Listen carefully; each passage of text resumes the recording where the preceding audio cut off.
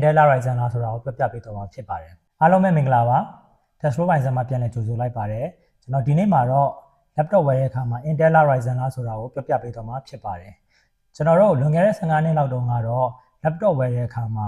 AMD CPU တွေထက် Intel CPU ကိုတေချာပေါက်ကျော်လွန်ရေးချက်မှာဖြစ်ပါတယ်ဒါပေမဲ့ဒီနေ့ခေတ်မှာတော့ Ryzen AMD ကထုတ်တဲ့ Ryzen series တွေကလည်း performance တွေအရင်ကိုကောင်းလာပြီဖြစ်ပါတယ်ဒါကြောင့်ကျွန်တော်တို့ laptop ဝယ်တဲ့အချိန်မှာအဆင်ပြေဖို့အတွက် Intel Ryzen လားဆိုတာကိုပြပေးတော့မှာဖြစ်ပါတယ်ပထမဆုံး Intel ပေါ့နော် Intel ကတော့ဒီ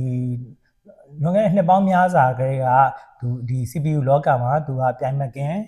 ဘီရင်တစ်ပါးဖြစ်ခဲ့တယ်ကျွန်တော်ဒီ Windows laptop brand တွေထဲမှာကပဲနဲ့ဒီ MacBook တွေမှာပါ Intel series တွေကိုကျွန်တော်တွေ့ခဲ့ရတာဖြစ်ပါတယ် Ryzen ကတော့ဒါ AMD company အောက်ကထုတ်လုပ်လိုက်တဲ့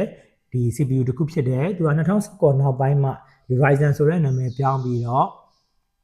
ဒီဈေးကွက်မှာ Intel CPU နဲ့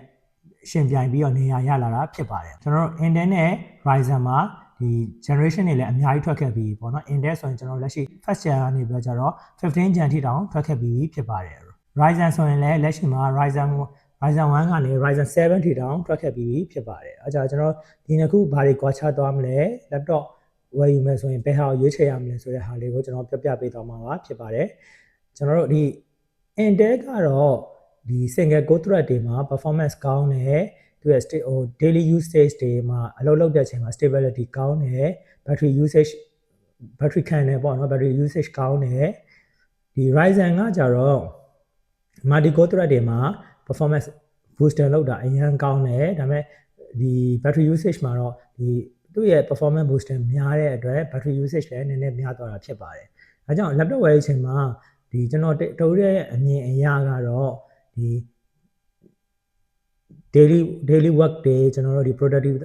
သမားတွေ battery ကြာခံတဲ့လူတွေအတွက်ကတော့ Intel ကိုရွေးချယ်သင့်ပါတယ် Intel ကတော့ Ryzen ဆက်တော့ဈေးလေးနည်းနည်းပိုကြီးမှာပဲဖြစ်ပါတယ် Ryzen ကိုဘယ်လိုအချိန်မှာရွေးချယ်ရမလဲဆိုတော့တကယ် heavy performance ဘိုင်းကိုလိုချင်တဲ့လူတွေတကယ် gaming ကိုကျွန်တော်တို့ဒီ graphic quality ပြည့်ဒီကျွန်တော်တို့ဒီ performance ကောင်းဆော့ချင်တဲ့လူတွေကတော့ Ryzen series ကိုရွေးချယ်သင့်တယ်လို့ကျွန်တော်ထင်ပါတယ်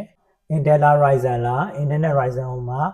i3 လား Ryzen 3လား i5 လား Ryzen 5လားရွေးချယ်ရခက်နေရဆိုရင်တော့ဒီ post လေးအောက်မှာ comment လေးပေးသွားခဲ့ပါကျွန်တော်ကူညီစဉ်းစားပြီးတော့sharing လုပ်ပေးပါမယ်